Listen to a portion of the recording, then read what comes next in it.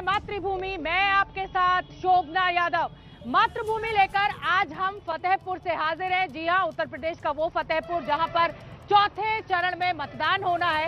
इस समय गोवा, उत्तराखंड और पश्चिमी उत्तर प्रदेश की 55 सीटों के लिए मतदान चल रहा है। और बड़ी खबर इस समय की यह है कि तीसरे फेज के अभी 3 बजे तक के चुनाव की यानी मतदान की अगर हम बात करें तो 52% मतदान हो चुका है। बड़ी खबर इस समय की 52% मतदान उत्तर प्रदेश में अभी तक दोपहर 3 बजे तक हो चुका है। 4 बज रहे हैं। 1 घंटे पहले तक का जो आंकड़ा मतदान का निकलकर सामने आया है वो 52% का है।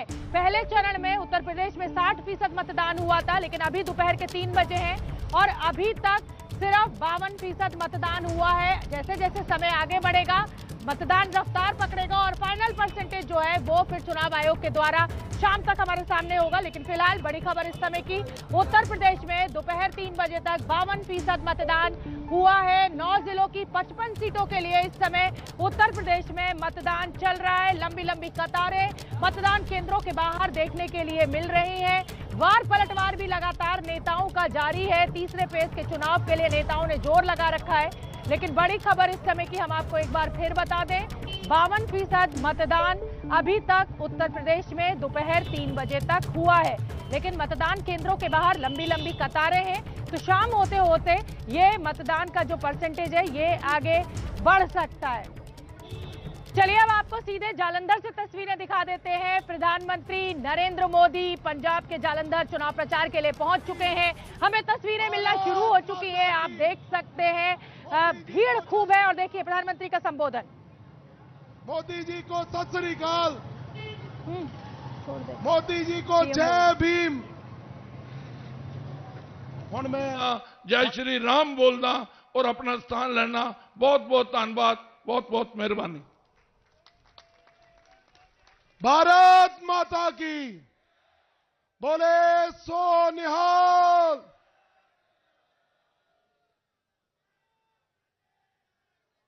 मोदी जी को जय श्री राम, मोदी जी को सत श्री अकाल, बोले सो निहाल, जय भीम। धन्यवाद। हुण मैं साडे संयुक्त अकाली दल के प्रधान सरदार सुखदेव सिंह ढींडसा जी को बेनती करूंगा कि वो सबनों संबोधन करन।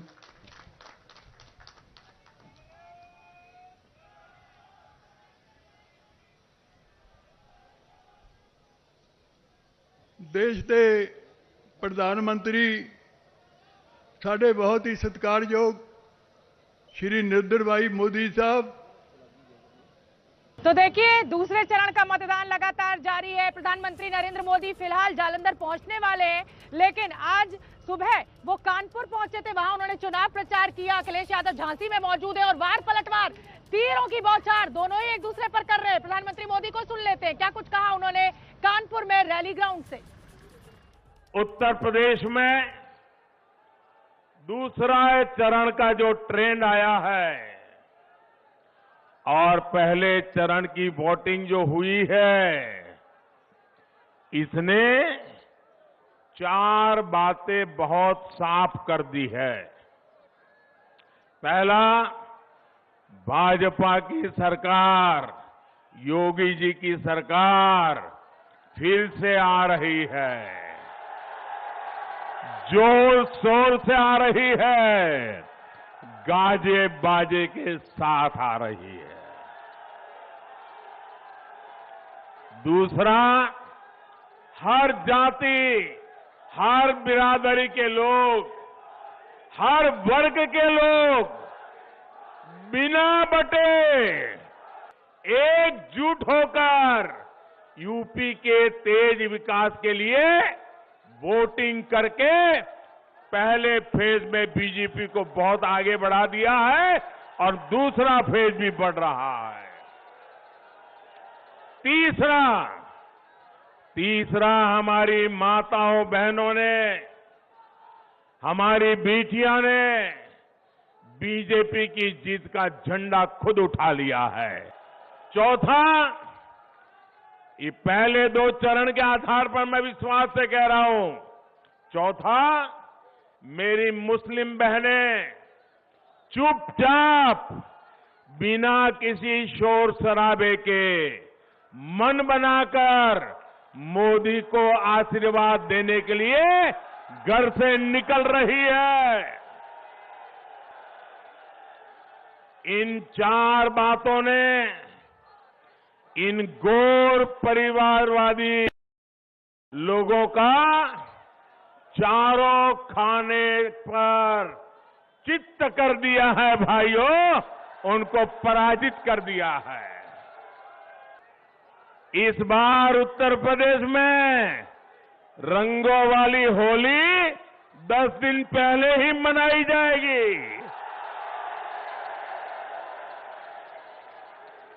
10 मार्च को ही जब चुनाव नतीजे आएंगे, धूमधाम से रंगों वाली होली शुरू हो जाएगी। जो साथी बदलते हैं वो आपका साथ देंगे क्या? वो आपका साथ देंगे क्या? जो चुनाव में साथ जिएंगे साथ मरेंगे के वादे करते हैं, चुनाव समाप्त होते ही लात मार देते हैं, वो आपका भला करेंगे क्या? अरे जो अपने साथियों पे भरोसा नहीं करते वो आप पे भरोसा करेंगे क्या? तो ऐसे लोगों पर हम भरोसा कर सकते हैं क्या? तो प्रधानमंत्री नरेंद्र मोदी को आप सुन रहे थे। कानपुर में जमकर वो अखिलेश यादव के ऊपर बरसे। परिवारवाद और वंशवाद को लेकर अखिलेश यादव और समाजवादी पार्टी पर हमला बोला। आज दूसरे चरण का मतदान चल रहा है। 3 बजे तक 52% मतदान उत्तर प्रदेश में हुआ है। गोवा में सबसे ज्यादा 60% मतदान अभी तक हो चुका है। उत्तराखंड में भी रफ्तार बहुत अच्छी है, लेकिन साथ ही तीसरे चरण का जो चुनाव प्रचार है वो भी पूरे जोरों पर है।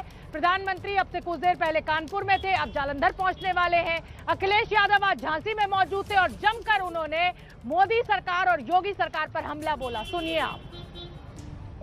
मुख्यमंत्री जी धमकी दे रहे हैं कि गर्मी निकाल देंगे।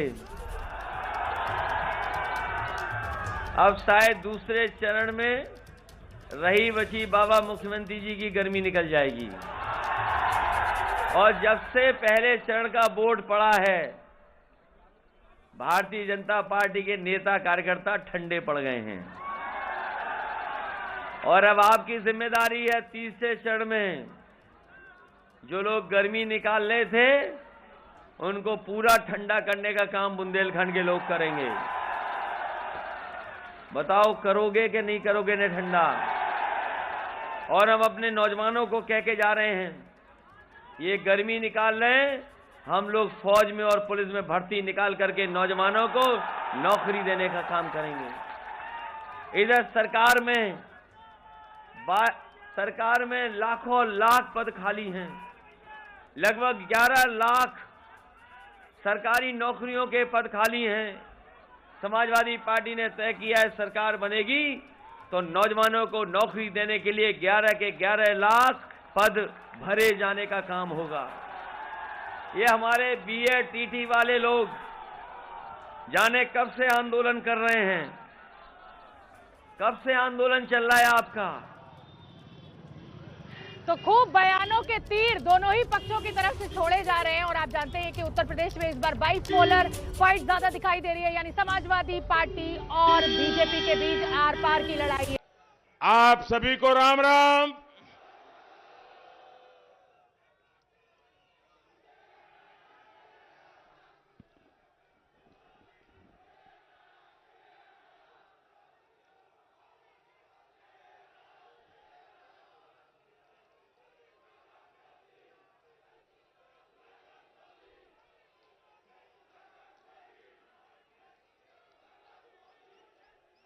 मंच पर विराजमान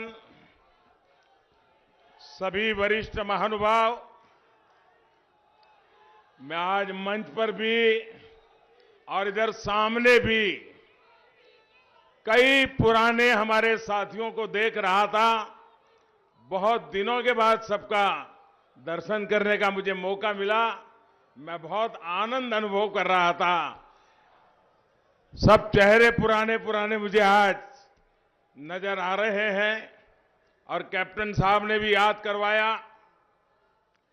कि पंजाब केसरी का वीर शहीदों के नाम एक कार्यक्रम रेगुलर चलता था। विजय जी से मेरी बहुत पुरानी दोस्ती रही, तो मैं हर बार उनके इस कार्यक्रम में आता था। और वो सही बात है, कैप्टन साहब से उस समय मेरा निकट परिचय आया।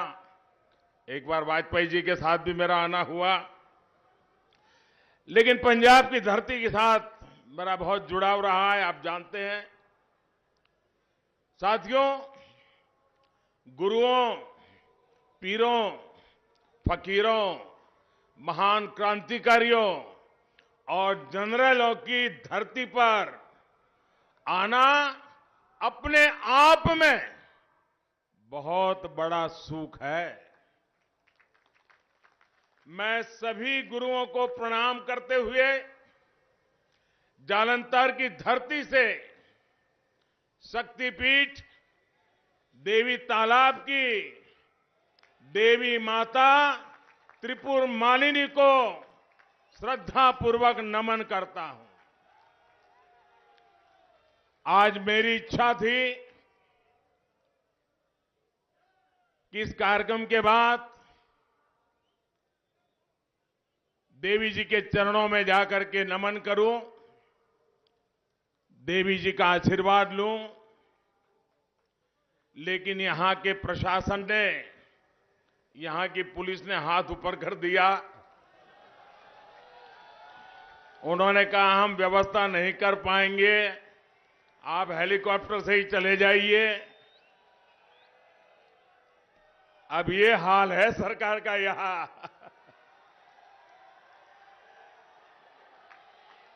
लेकिन मैं मां के पास दोबारा जरूर आऊंगा, मां के चरणों में सर झुका के रहूंगा।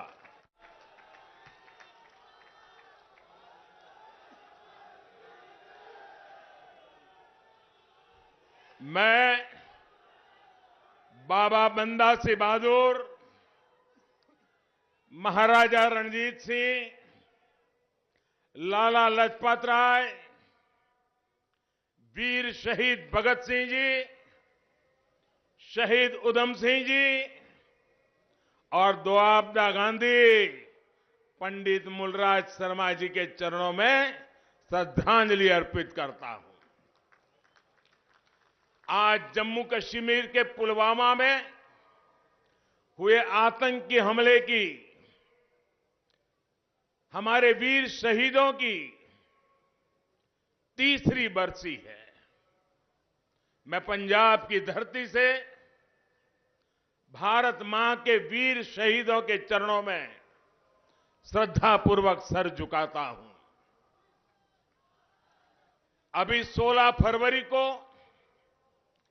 संत रविदास जी की भी जयंती है और मेरा सौभाग्य है कि जिस काशी से मैं लोकसभा का सदस्य चुना गया हूं, उस काशी में रविदास जी की स्मृति में एक बहुत बड़ा निर्माण कार्य आगे बढ़ रहा है। कुछ ही वर्षों में रविदास जी का वो भव्य स्थान, जैसे इन दिनों आप विश्वनाथ धाम को देख रहे हैं, वैसा ही भव्य संत रविदास जी का स्थान बनाने का संकल्प लेकर के मेरे लिए सौभाग्य है, मुझे ये सेवा करने का भी सौभाग्य मिला है। मैं आज संत रविदास जी के चरणों में भी श्रद्धापूर्वक नमन करता हूं। भाइयों और बहनों,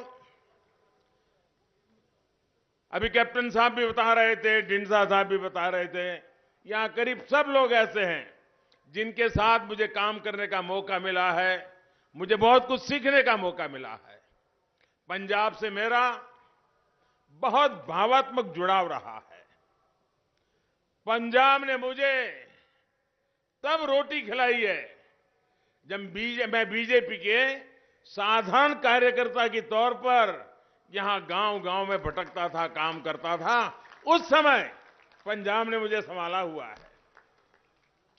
पंजाब ने मुझे इतना कुछ दिया है कि मैं इसका कर्ज उतारने के लिए जितनी सेवा करता हूं, मुझे उतनी ही और मेहनत करने का मन करता है। अब मेरी ये सेवा नवा पंजाब के संकल्प के साथ जुड़ गई है।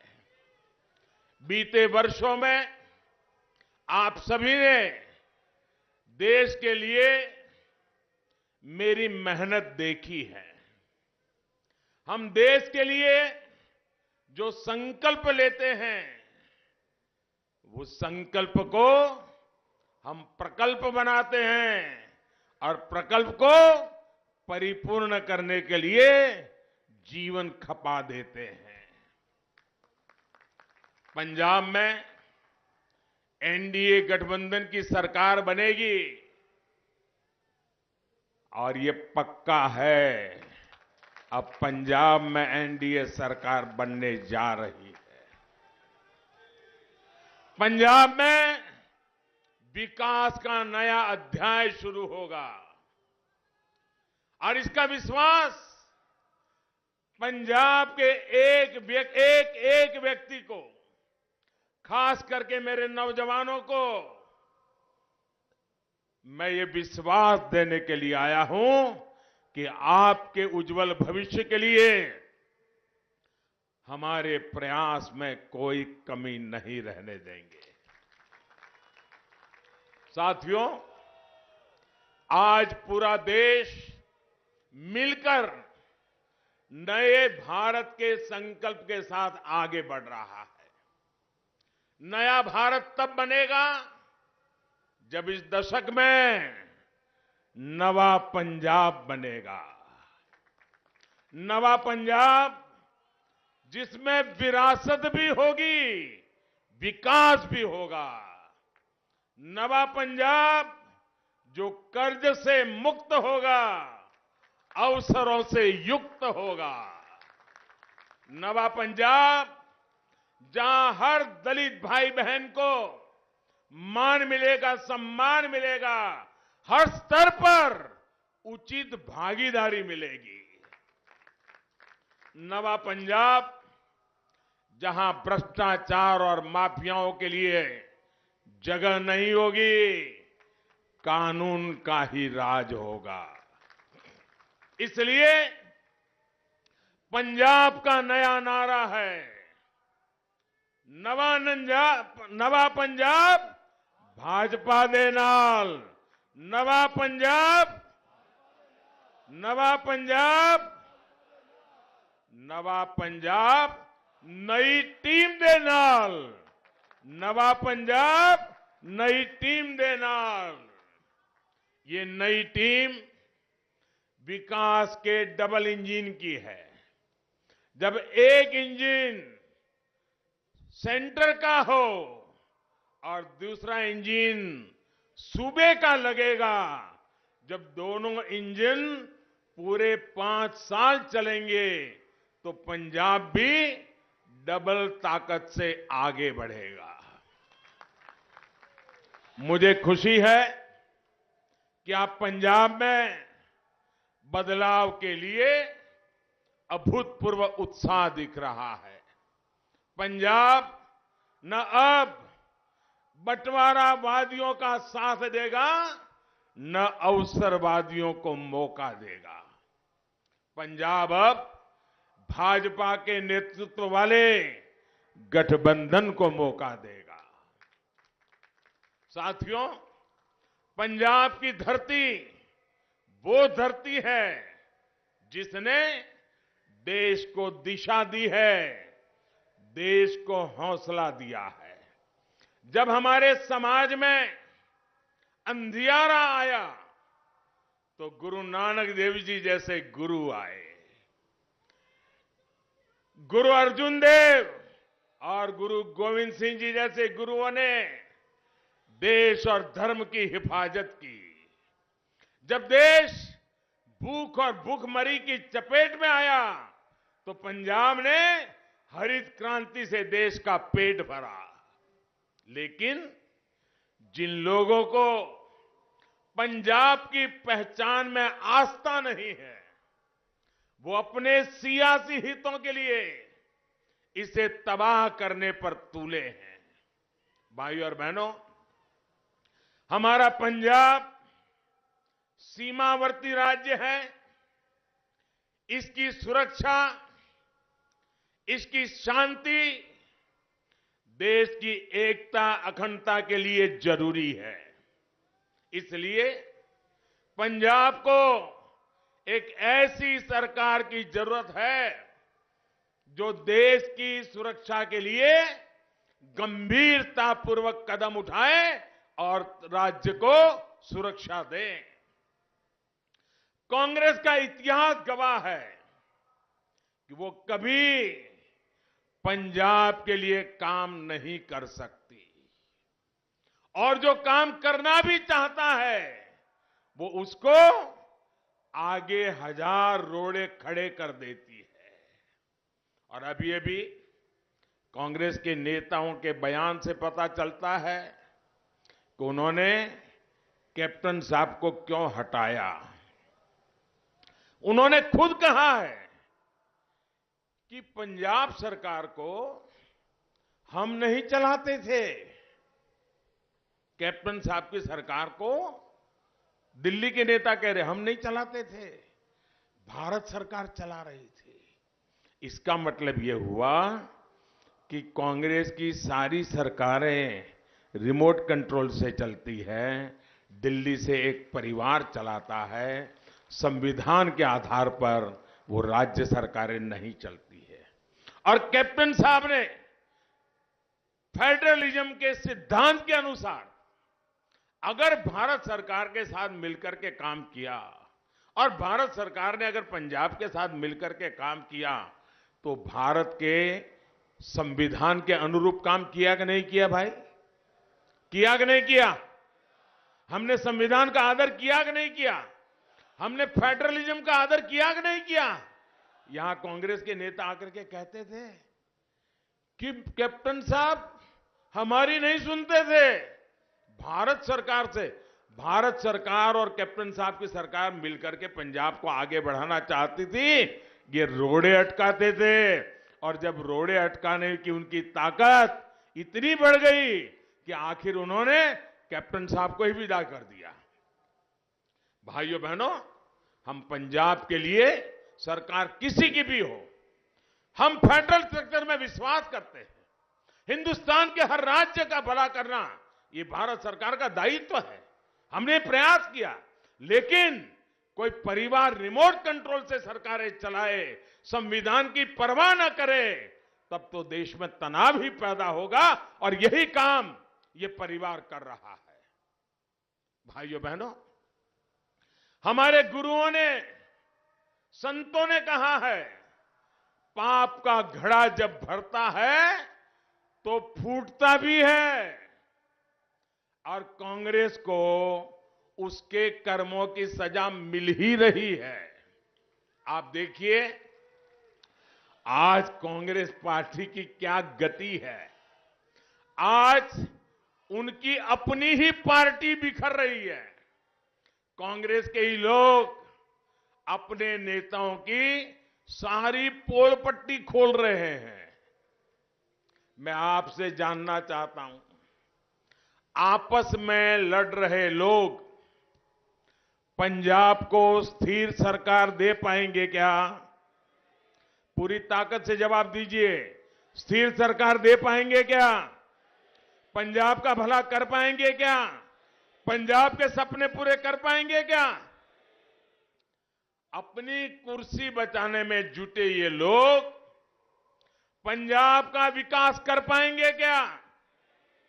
साथियों, आजादी के बाद इतने दशकों में पंजाब के पास कम ही विकल्प रहे। हम जब अकाली दल के साथ थे, और आज अकाली दल का एक दूसरा रूप ढींडसा साहब के नेतृत्व में हमारे साथ आज भी है। हम जब अकाली दल के साथ थे तो उन्हें बड़ा भाई मानकर हमेशा हमने अपनी छोटी भूमिका को स्वीकार किया था। दिल में सिर्फ एक ही बात थी, जिस बात में पंजाब का भला होगा वही करेंगे। एक समय ऐसा था, अकाली दल के पास पूर्ण बहुमत नहीं था, भाजपा के लोगों के समर्थन के बिना अकाली की सरकार नहीं चल सकती थी।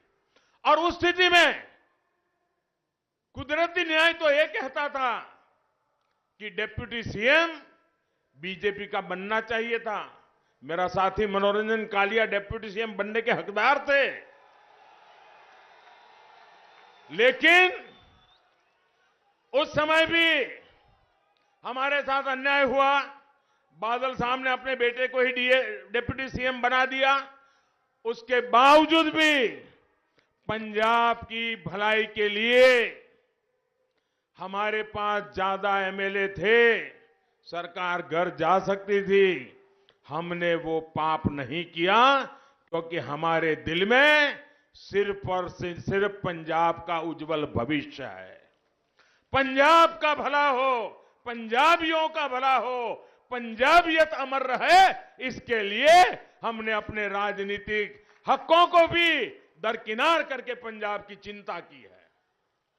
भाइयों बहनों, लेकिन पहली बार बीजेपी सबसे बड़े और भरोसेमंद विकल्प के रूप में, एक सही विकल्प के रूप में आज पंजाब के सामने आई है। पंजाब एक बार बीजेपी को मौका देगा तो बीजेपी पंजाब का कल्याण करके देगी, ये मैं आपको विश्वास देता हूं। और मुझे खुशी है कि अब हमारे साथ कैप्टन अमरिंदर सिंह जी जैसा, ढींडसा साहब जैसा एक प्रभावी अनुभवी नेतृत्व भी हमारे साथ जुड़ गया है। पंजाब को हम मिलकर के आगे बढ़ाएंगे। साथियों, जालंधर पंजाब का इतना बड़ा औद्योगिक सेंटर है।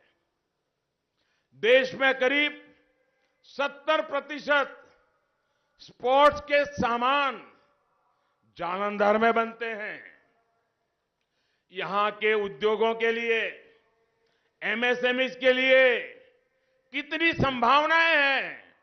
हम जब वोकल फॉर लोकल कहते हैं तो जालंधर के हर उत्पादों को एक ताकत देते हैं। लेकिन कभी कांग्रेस के मुंह से वोकल फॉर लोकल सुना क्या आपने?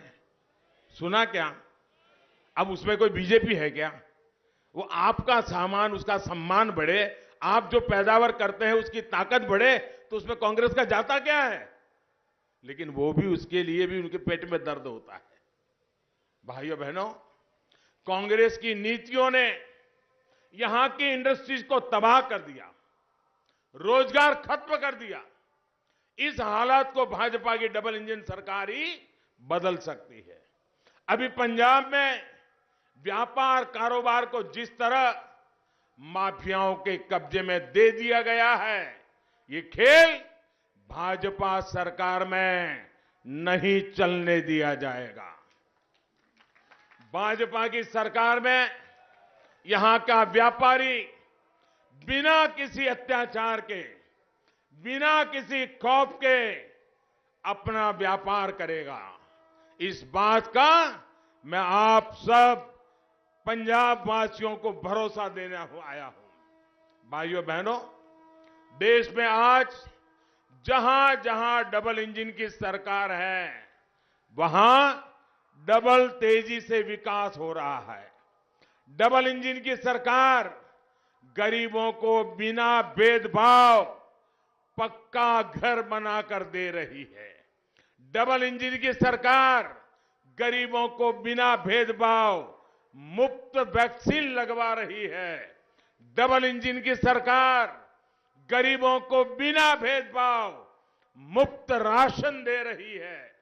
डबल इंजन की सरकार बिना भेदभाव गांव का भी विकास कर रही है और शहरों का भी विकास कर रही है। डबल इंजन की सरकार पंजाब में ज्यादा तेजी से सड़कें बनवाएगी, ज्यादा तेजी से पंजाब में आधुनिक इंफ्रास्ट्रक्चर का निर्माण करेगी। भाजपा सरकार आएगी तो जालंधर समेत इस पूरे क्षेत्र में कनेक्टिविटी को बढ़ाया जाएगा, उद्योगों को गति देने के लिए काम किया जाएगा। भाइयों बहनों, डबल इंजन की सरकार विशेषकर छोटे किसानों की छोटी छोटी जरूरतों पर ध्यान दे रही है। आज पंजाब के 23 लाख से ज्यादा किसानों के खाते में 23 लाख से ज्यादा किसान, अकेले मैं पंजाब की बात कर रहा हूं, 23 लाख से ज्यादा किसानों के खातों में किसान सम्मान निधि का पैसा सीधा उनके बैंक में जमा हो रहा है। किसानों से एमएसपी पर फसल खरीदी भी भाजपा सरकार ने 2 गुनी से ज्यादा बढ़ाई है। हमने ये भी सुनिश्चित किया कि खरीद का पैसा सीधे किसानों के बैंक खातों में जाए। कोरोना की वजह से वैश्विक बाजार में खाद के दाम बढ़े, लेकिन हमने पूरी ईमानदारी से प्रयास किया कि ये इतना बड़ा बोझ आया है, हिंदुस्तान की तिजोरी पर बहुत भयंकर बोझ आया है, लेकिन ये बोझ हम किसानों के माथे नहीं जाने देंगे। हमने किसानों को वो बोझ ट्रांसफर नहीं किया, सरकार की तिजोरी खाली की, लेकिन किसानों को खाद उसी दाम से देते रहे जो पहले हम देते थे। सारा बोझ हमने सहन किया। साथियों, डबल इंजन की सरकार किसानों की आय बढ़े, खेती पर होने वाला खर्च कम हो, इसके लिए काम करेगी। देश ने ऑर्गेनिक फार्मिंग और नेचुरल फार्मिंग की दिशा में भी बड़ा अभियान शुरू किया है। पंजाब में इसका ज्यादा से ज्यादा विस्तार धरती मां को भी बचाएगा और पंजाब के किसानों का फायदा भी करेगा। साथियों, आज एक तरफ भारतीय जनता पार्टी और एनडीए है, जिसकी विचारधारा पंजाब और पंजाबियत से जुड़ी है।